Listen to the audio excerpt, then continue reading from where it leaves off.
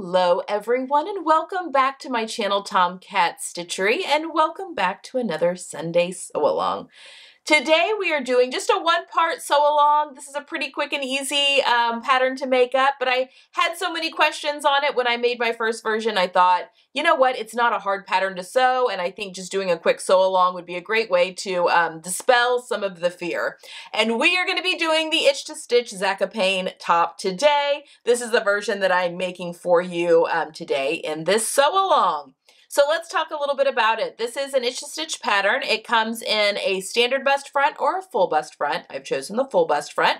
It can be made in knit fabrics. It has this beautiful little twist that happens here at center front, which makes it a knit top that kind of goes beyond. It's a beyond basic knit top, as the Everyday Style School will say. It comes with short sleeves or long sleeves. I have made the long sleeve version, but obviously you're just making a shorter sleeve on the short sleeve version.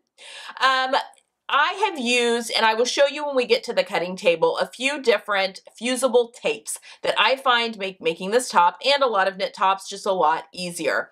I will show you all those. There are 3 Soak Easy tapes that I enjoy using, but they will all 3 be linked in the description box down below if you'd like to have a look and do some shopping yourself. I'm not affiliated with them at all. They're just, I always keep these tapes in my stash.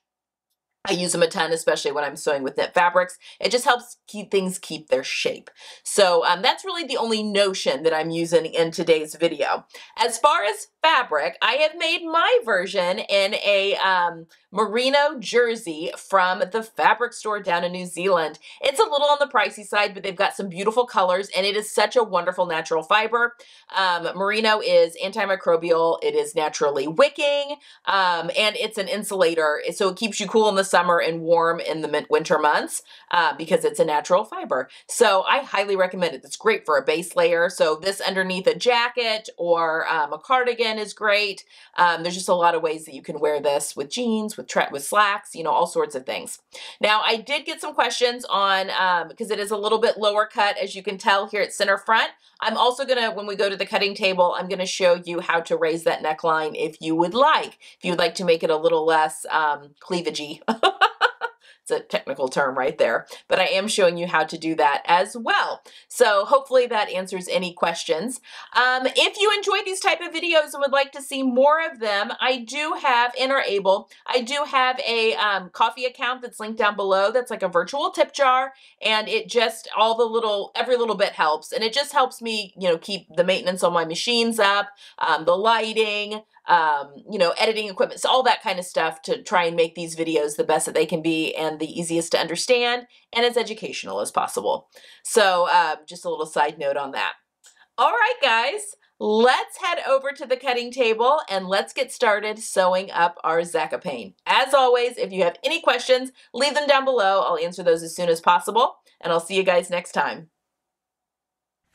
All right, so let's go over our pieces for our Zakopane top. I've got everything here. Now, I've gone ahead and done some fusible tapes onto the back of these, and we are going to talk about what those are. I use these tapes a lot with my knit garments. It just helps them to wear better and to last longer and makes them a little easier to sew. Again, I'm using a merino jersey knit, which is a little pricey, but it's gonna make a beautiful sweater. Also had a lot of questions on how to raise the neckline of this top, and I will show you that after we've gone through our pieces. So stay tuned if you're wanting to know how to raise the neckline. All right, so our pieces are pretty simple. Number 1, we have our neck band. It's different for full bust versus regular bust. I cut mine out of the fold, although the pattern piece has you just cut one. I just think it's easier, but yeah, we have one really long piece, and this is gonna be kind of our neck edge finish, what we use to do that. We've got 2 sleeves, which I have, let's set these other pieces out of the way. 2 sleeves, which I've cut out. I'm doing the long sleeve version, and I've gone ahead and fused to the hem of both sleeves. This is the Soak Easy double-sided fusible stay tape. So the way it works is that it's got glue on both sides, but this is a paper backing. So I have ironed this onto the hem, and I've left it out of the seam allowances. I find it's just much easier if you do. And then we're gonna let it cool, and I'll go ahead and sew the top up. But when it's time to hem it, I'll pull this paper backing off. There'll be a strip of glue, and then it's real easy just to fold up your hem and sleeve allowances and press them in place. And then that glue acts, number one, is a little bit of a interfacing, so you don't get the tunneling if you're cover stitching or using a twin needle, but it also washes out over time. So it'll feel tight when you first put your hand in, like trying to break that glue up. But once you've washed the shirt a couple of times, it's gonna feel like normal. But yeah, it helps you keep everything in place, especially if you're cover stitching, because then you can make sure and cover that raw edge really easily. And then it helps, it kind of acts a little bit as like a wash away interfacing, and that it helps to keep from your stitches tunneling when you're doing the 2 lines of either cover stitch or using a twin needle. Okay, so I've got my 2 sleeve pieces, and again, I'm just gonna leave the paper backing on until we're ready to hem the top. All right, next we have our back. So on my back, this is the wrong side up. I have that same double-sided tape there at the bottom. I've kept it out of the side seams. And then on the top edge of my back, I have got woven stay tape into the shoulder seams. This will help to keep the sleeve from stretching these shoulder seams out, so your shoulder points stay right where they're supposed to. This is the woven stay tape. I have all of these tapes linked down in the box below if you're interested in them and would like to purchase them yourself. I don't have any affiliation with them. I just like using them. So the woven is going to take the stretch out of that back seam allowance. We just need this in the back piece. We don't need it in the front. And then I've gone ahead and stabilized my neck edge because we are using that binding piece to basically look kind of like a bias binding, although the binding's cut on straight grain. It's just stretchy. I've used knit stay tape in the back neckline because knit stay tape will bend to the curves. So it'll still give that stability, but it bends a little easier to the curves when you're ironing it in. So knit stay tape on the back neck, which is this one. Woven stay tape on the shoulders for the back. And then finally, for my front piece, I have got the neckline, that front neckline, fused with the knit stay tape. You don't have to do your shoulder seams on the front. Doing them on the back is plenty.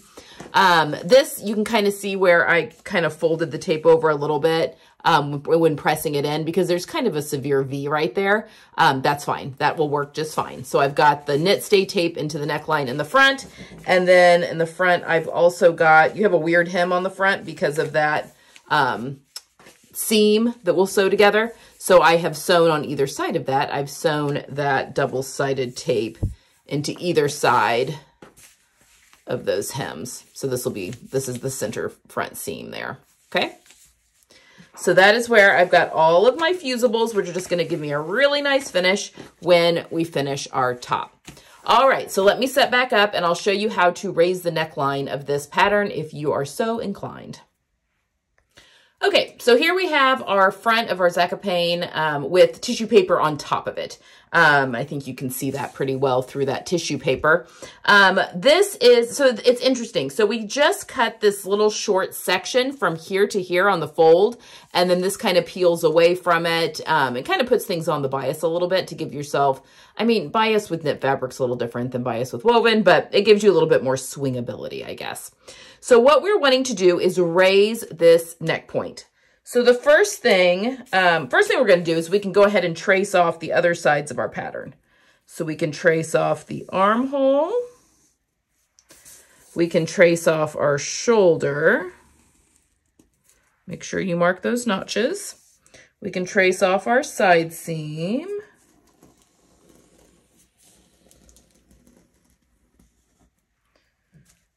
Notch. Let's trace off our hem. And then I'm going to come up just a little bit on the center front, but we're going to be messing with that, so I don't want to come too far up center front. And then I want to go ahead and mark in my grain line like so. Okay, so I've not marked in my neck edge or this center front. So what we want to do is we want to make, so this part that's on the fold, we want to make a line that's just parallel with that center front line. So if this were to be laid on the fold of fabric, this would be the fold of fabric right here. So let's say we want to raise this 1 inch. We're going to go 1 inch from the current neck point, and we're going to go up 1 inch, which is right here. That is 1 inch up from the current neck point, okay? So now, this may change the length of that, that neckband piece that you need, but that's fine. If that piece is too long, you just chop off the excess. So now we want to make a new neckline, and we can just mess around with this from our new neck point to our current shoulder point up here. And I'm using a curved ruler, but you could also just freehand it. So now here is our new raised neckline. Now, we don't want too much bulk in our twist here, though. We want to keep that as the pattern drafted. So now we need to raise the bottom of our twist also up a notch. This is just moving the whole knot up 1 inch, or however much you want it to go up. So there's my new spot for that.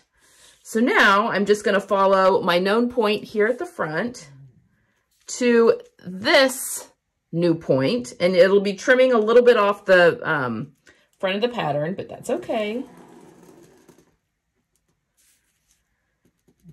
And then the pattern has like a little jog where that kind of comes in a little bit, not really.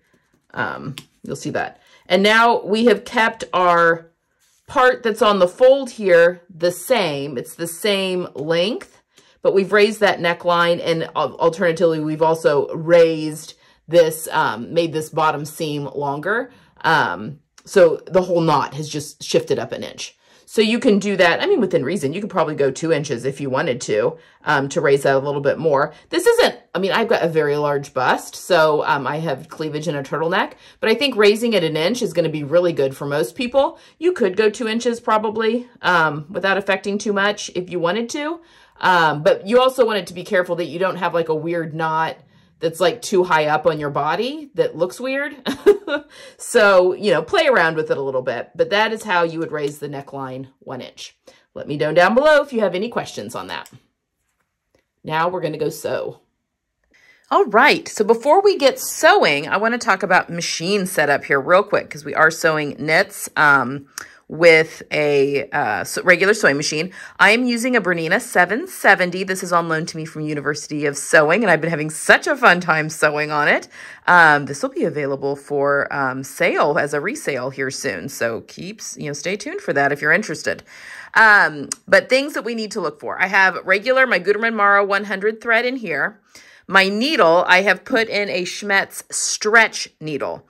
I keep Schmetz Microtex and Schmetz stretch needles. Those are really the only two needles. Well, I have some embroidery needles for the embroidery unit, but for the most part, the stretch and the Microtex are the two needles that I use in varying sizes. I think I have a size 10, stretch size 10 on the machine right now, which is a nice smaller needle. The smaller the needle size, the smaller the needle. So a 10 is smaller than a 14, for instance. 14 you'd want to use for thicker fabrics. But the stretch needle is going to, it's a ballpoint needle, but it's better than the ballpoint needles because it works with, against the spandex and lycra that's in a lot of knits now. So highly recommend. Also, I have a regular walking foot on this, but I do have dual feed engaged on this machine. What that means is when I have dual feed engaged, it is feeding the top layer of fabric and the bottom layer of fabric through at the same speed. This is very important when you're sewing with knits. Now, if your machine does not have dual feed, which there's a lot that don't, I highly recommend, in fact, I recommend not sewing with knits unless you have a walking foot. A walking foot will do the same thing. You can buy generic ones online for pretty much every single sewing machine, but a walking foot also feeds the top layer and bottom layer through evenly, so you're not stretching the fabric out as you sew, and you're not getting any weird gathering or waviness in your knits. So either dual feed, which I have, or a walking foot for sewing with knits. Highly recommend that. And then finally, I'm going to be using a stretch stitch. So a stretch stitch is just a teeny tiny little zigzag stitch. On my machine, it's this stitch 11 right here. And let's see, I think it has me at a, okay, it has me at a 2.5 or 2.5 millimeter stitch length and a 0.8 millimeter width. So if you don't have a stretch stitch, you want something around there for your machine. Just do a regular zigzag and set it at like a 2.5 length, stitch length, and then, you know, somewhere you could go 1. I've done that before, like a 1 millimeter. You could go up a little bit, a 1 millimeter width. So it's going to come across as a straight stitch, but it has a little bit of give in there so that you can, the garment still retains its stretchiness. I will be finishing my seam allowances off with my serger. That's just my preference for the inside of my knit tops, but you don't have to do that. Knit does not ravel, so you can leave them raw. Or you could use a faux overlock stitch on your machine as well if you wanted to. Okay, whew. So let's get sewing. The first thing we are going to do, we are going to be working with our front and our back, and we're going to be sewing them together, right sides together, with just one of the, one shoulder seam. It doesn't really matter which one. Okay, so here's my front, my 2 front shoulder seams, and I'm going to take my back and lay it, and we're just going to do this right side. Again, it doesn't matter which one you do. So there's my back. So right sides together, we're going to match up one of the shoulder seams. And I'm going to pop some pins in. And I always like to sew with my more stable piece up. So that'll be the back, because the back has that woven stay tape in. It's just typically the bottom against the regular feed dogs works. I mean, it just helps ease a little bit in. Technically with the dual feed and walking foot, that shouldn't be an issue, but it's just a good habit to be into. All right, so the seam allowances on this pattern are 3/8 of an inch or 1 centimeter. So I am going to, all right, so we're going to sew our seam here at 3/8 of an inch.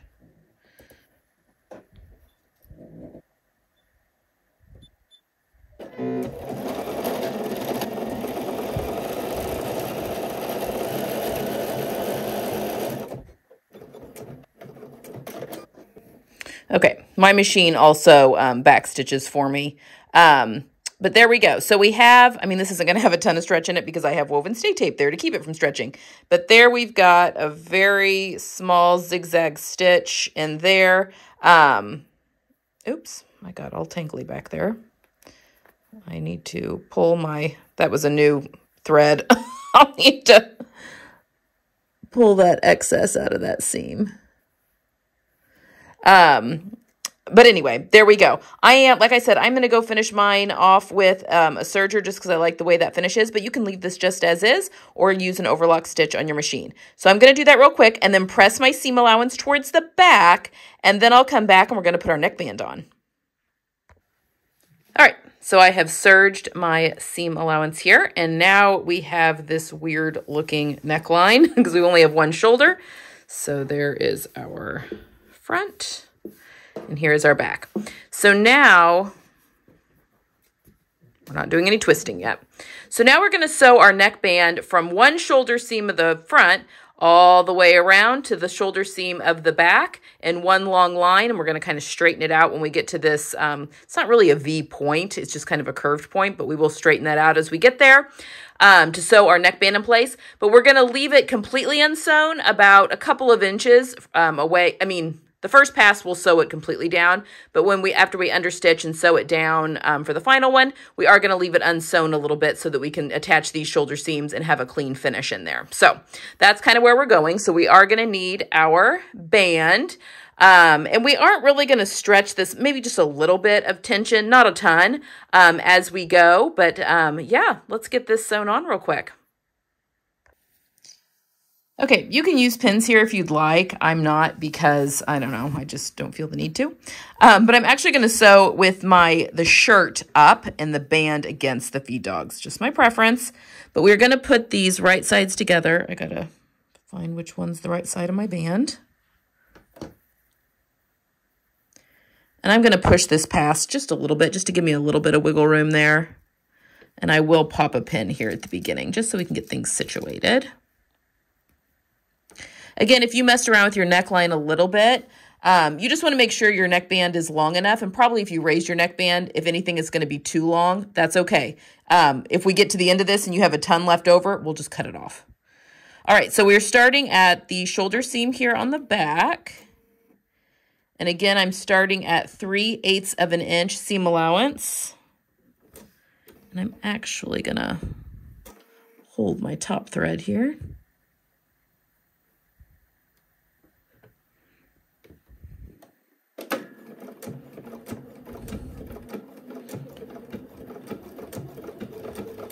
Now, remember that this stretch stitch, it goes slower because it's going back and forth. It's swinging left to right. All right, so now I'm just going to match my raw edges and slowly, and when I get here to the shoulder seam, I do want to make sure that my shoulder seam is pointing towards the back.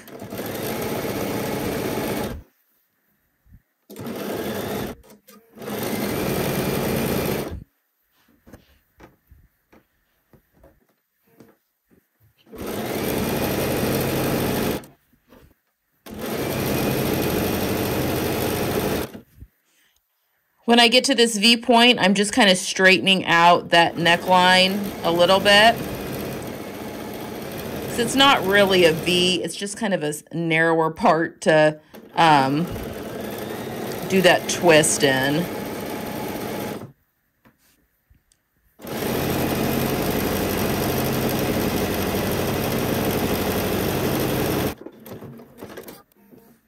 All right, so now we've attached this band all the way around that neckline with a stretch stitch. And it does have, see, it stretches because we have knit bias tape on there.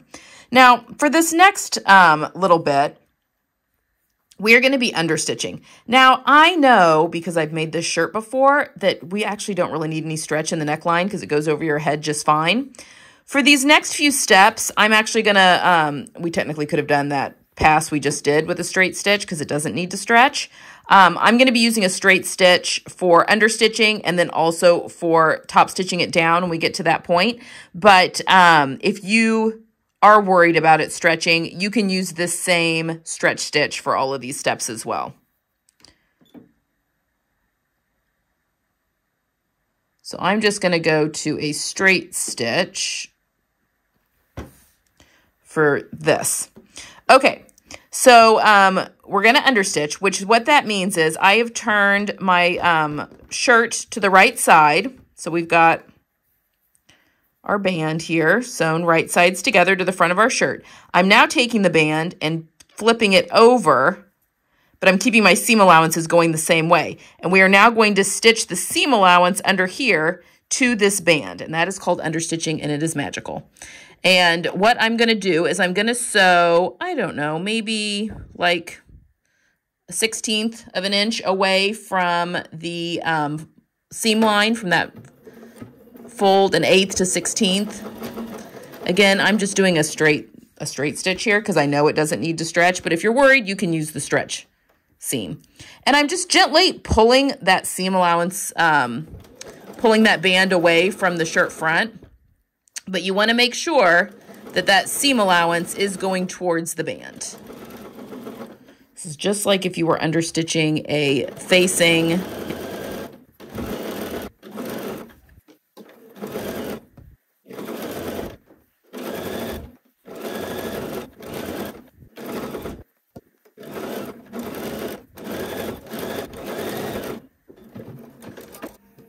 Okay, now again, we've gone from shoulder seam to shoulder seam, understitching.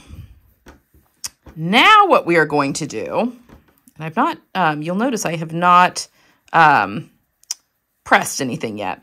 Now we're going to flip this upside down to where our wrong sides are up. So we have this band that's now been understitched, and we're going to flip it over to the wrong side. And we want that seam to roll towards the wrong side. Okay, so we want to be able to see that seam on the wrong side. Now, we're not going to start at the top here. We're going to start about 2 inches in from the shoulder seam. And the reason for that is because when we attach our shoulder, then we'll go back through and finish our top stitching around the neckline.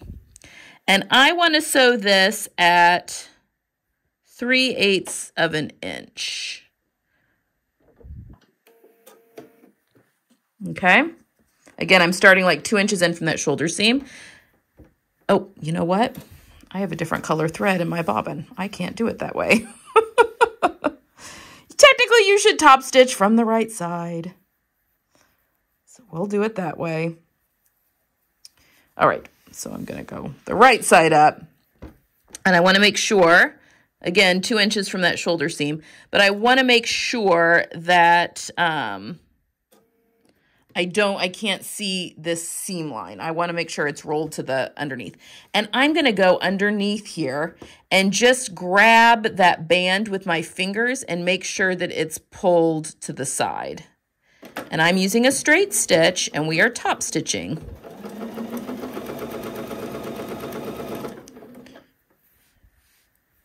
And we're just going to go slow. And again, I'm putting my hand under here just to make sure that that band is staying put.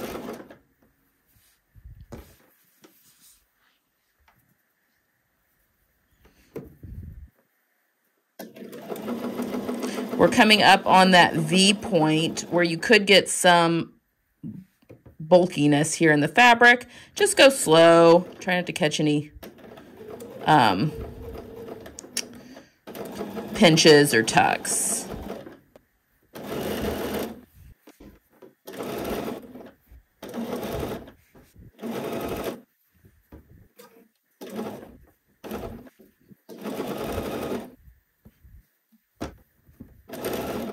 And just like with the other shoulder, we're going to stop, oops, about 2 inches away from that other shoulder seam.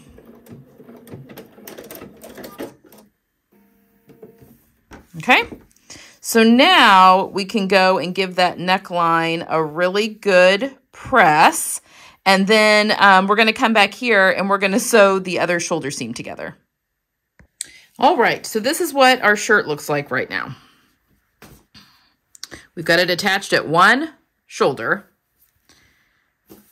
This is the right side. Now your band, it's going to be flipping all over the place. We're going to fix that here real quick.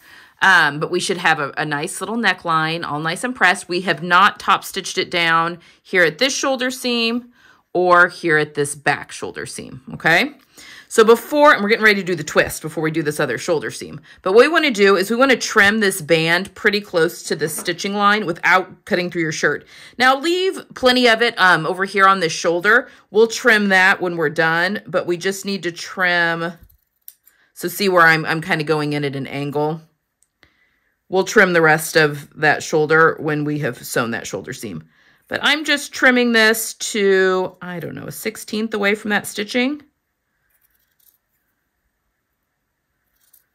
Very carefully. If it feels like you're cutting something you're not supposed to cut, you probably are.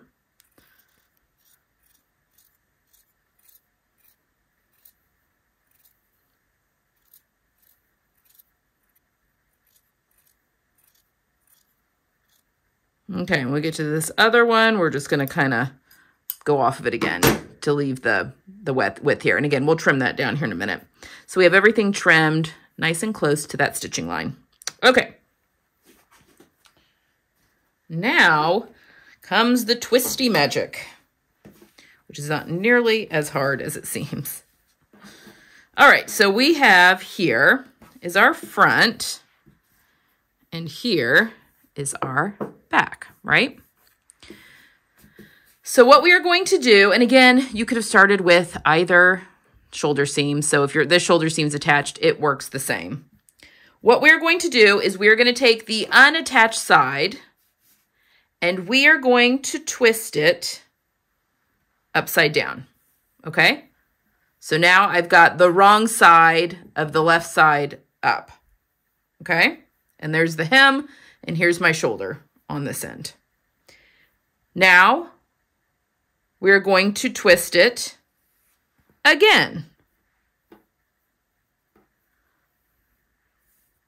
So now my left is right side up again. Don't worry, it's going to look really weird here at the twist. We will get all of that sewn in when we do that seam, and everything is going to sit beautifully. But for right now, there is, here I am messing with it. Quit messing with it, Whitney. All right, so there we go.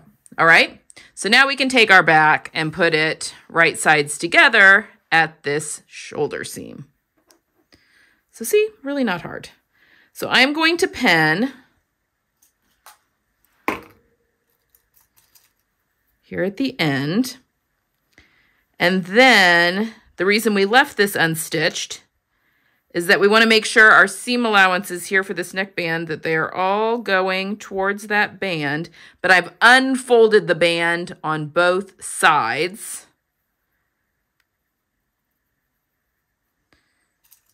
And matching those up.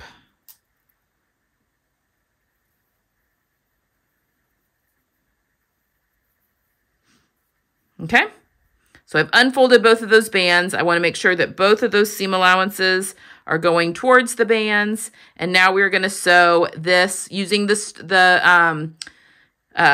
stretch stitch. I'm going to sew that real quick, and then I'll come right back and show you what it looks like. All right, so I've sewn that seam, and I've sewn all the way through that band there. So now I'm going to go serge it because that's the way I'm choosing to finish it. But you can just, again, finish it however you would like. And then I'm going to press that towards the back, and then we'll come back and finish top stitching our neckband in place real quick. I'll be right back. All right, so now this is the wrong side of the shirt. We've pressed that seam to the back. And now we're going to take this excess and just fold it over and then pick up where we left off with our top stitching and connect it over here to where we also stopped. So you just want to push that over, top stitch that, and then we will trim that excess just like we did with the rest of the neckband. Okay? So let's go back to the machine, finish top stitching that neckline in place, and then trim it, and I'll meet you back here. All right, so I've top stitched that down. So now the neckline is completely finished. And now we can just go back and cut the rest of that excess off. Pick up where we left off there. Again, being very careful not to trim what we don't mean to trim. And there we go. Okay, so, got a thread. So we have... basically, we're now sewing a t-shirt, other than we'll need to do that front seam, and we'll do that here next. Okay, so if we take our shirt right sides up, we are now connected at the shoulder. Our neckline is nice and done, and we've got our twist here.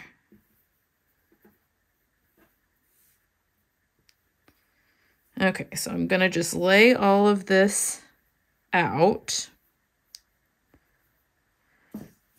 So we've got our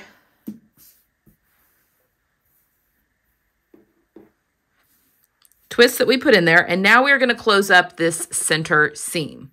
So we're going to take one side, fold it over to have our right sides together,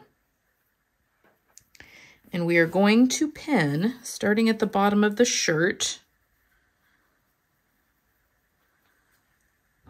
It feels less messy this way.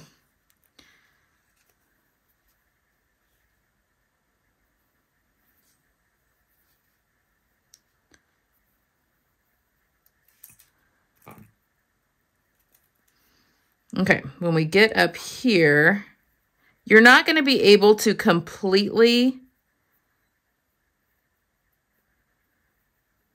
finish this off, which is why we're using knits, because there's going to be some that's just not going to be sewn because that knot has to pass through itself. But you want to get up close to that knot, just as close as you can get. Pop a pin in. Pop a pin in. So you're kind of pulling things this way and that just to get as tight in that knot as possible. And then you can flip it over and look at the right side. And I got a little too much. That's not going to quite right.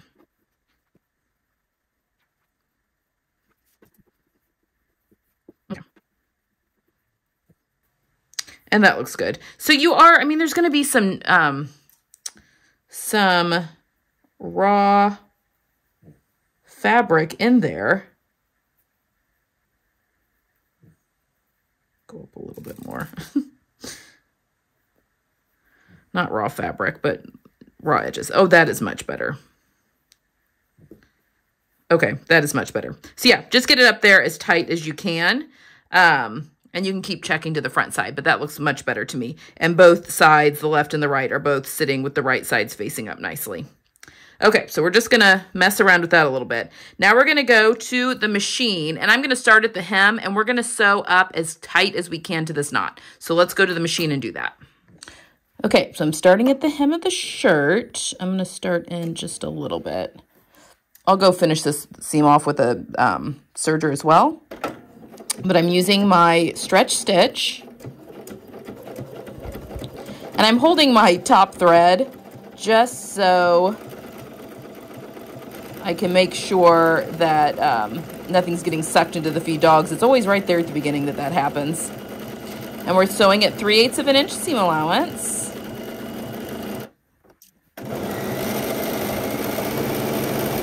Right there.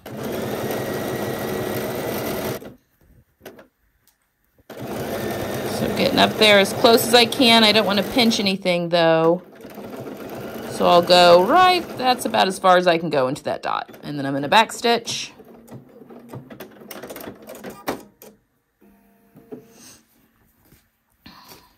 So now you see there is some unsewn seam there. That's okay, the knot has to live there. And then we've got that whole center front seam. So now when we look at this, I am going to go serge this here in a second, and I'm just going to serge off when I get up here, and then I'll just tuck those tails back into the seam to keep it, oops, the wrong button there, my finger. But then when we look at this from the front, here up here at this neckline,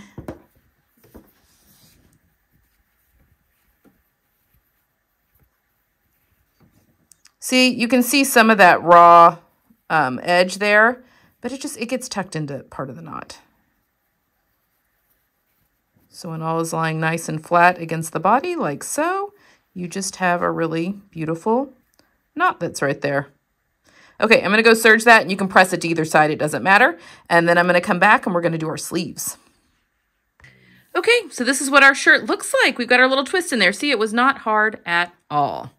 All right, so now we don't have our side seams done up yet at all. I like to put my sleeves in flat, so that's what we're going to do. I'm just going to take one side here and take a sleeve. Make sure I'm grabbing the right sleeve. That's not the right one. Or the correct sleeve, excuse me. So our shirt is right side up. We want our sleeve to be right side down, and we're going to be putting the top notch here at our shoulder.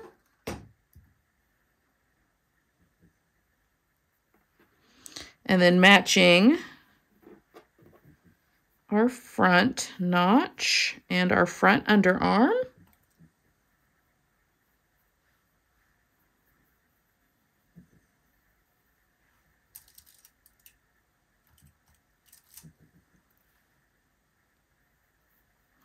And then on the back part, we're matching the back part of the sleeve.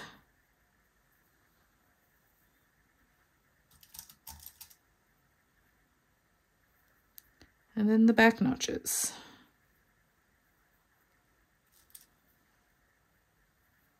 Okay. All right, so let's go to the machine and let's sew this in. All right, so I am sewing this with the sleeve against the feed dog and the shirt up. And then this is how I put in almost as many sleeves as I can put in flat. I do it this way, including my woven ones. Oh, no.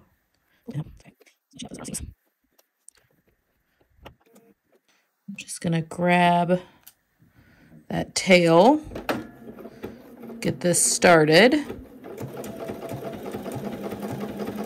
Okay, so now I'm gonna take my hand and put it in between these two layers and just pull that sleeves raw edge back so that my raw edges are matching. And we just go little by little. So by using my fingers to pull back that raw edge, it's in effect easing in that sleeve cap ease. And with knits, you have the ability to stretch fabric a little bit to help ease that in too.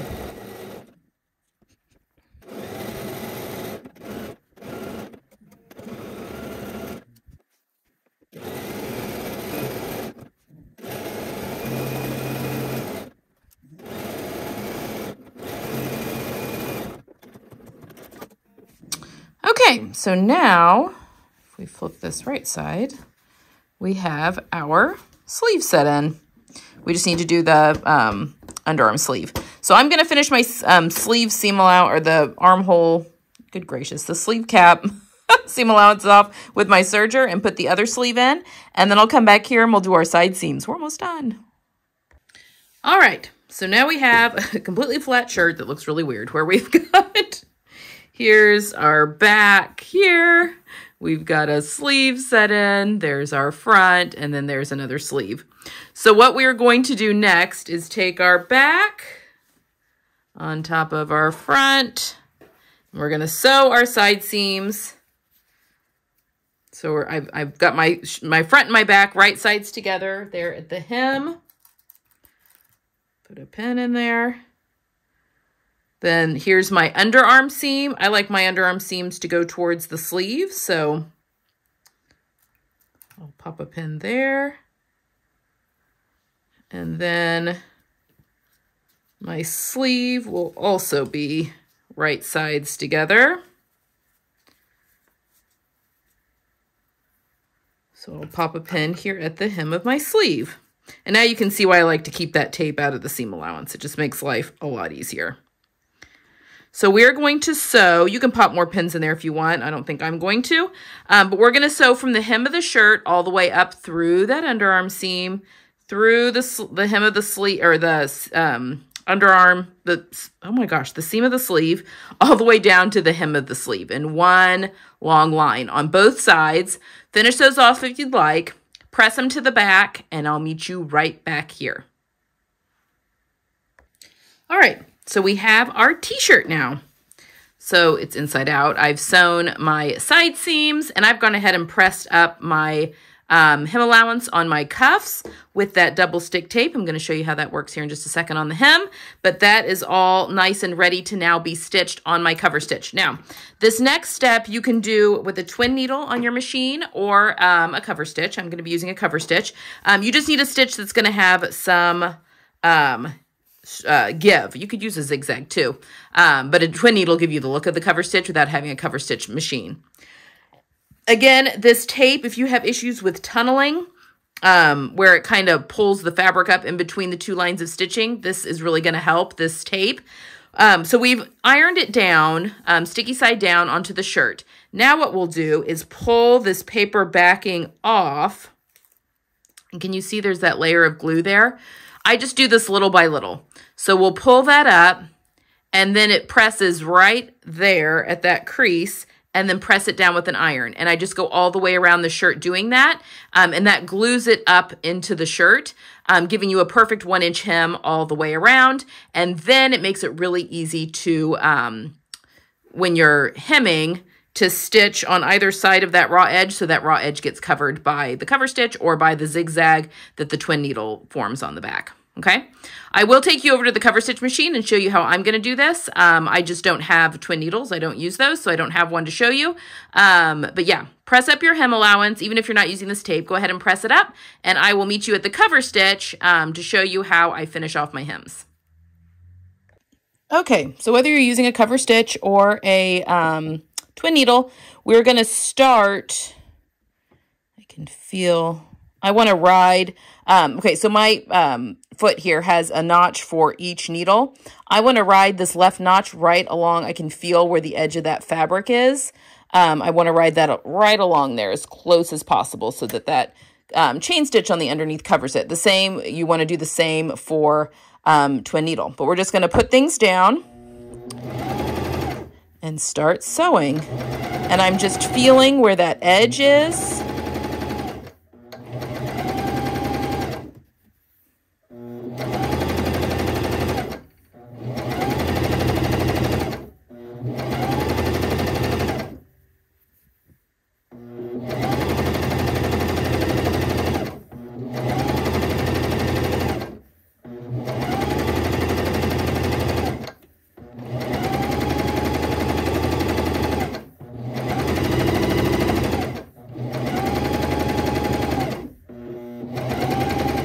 And then for cover stitch, I'm coming around to where I started. I'm just going to trim my threads close. The two on the front and the one on the back. And then as I come around, I'm just going to line up that previous stitch line and sew right on top of it for, I don't know, inch and a half. That's going to lock that in place. Then I'm going to raise my presser feet. Raise my needles, raise my presser feet, put my tweezers in here, pull those two threads out, those top threads. Then I'm going to cut them. So then when I pull the work out, I just have to cut that bottom thread. And then that pulls everything to the back. And now I can knot them. And I like to do... I have the two top threads in one hand and then the bottom thread in the other. And I just knot them, I don't know, 3 times. Probably good.